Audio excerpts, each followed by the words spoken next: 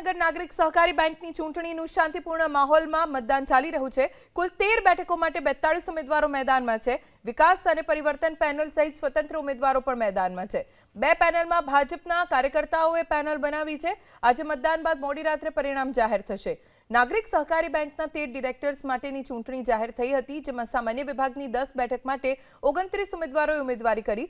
મહિલા વિભાગની 2 બેઠકો માટે 5 ઉમેદવારો અને અનુસૂચિત જાતિ જનજાતિ વિભાગની 1 બેઠક માટે 8 ઉમેદવારો મળી કુલ 42 ઉમેદવારોની ઉમેદવારી છે। હિંમત હાઈસ્કૂલના 25 રૂમમાં મતદાનની પ્રક્રિયા ચાલુ છે। અંદાજે 32,000 મતદારો મતદાન કરશે।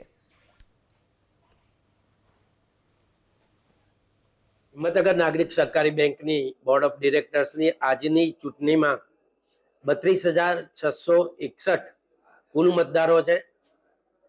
29 ઉમેદવારો જનરલ કેટેગરીમાં છે, 8 ઉમેદવારો SC ST કેટેગરીમાં છે અને 5 ઉમેદવારો મહિલા કેટેગરીમાં છે।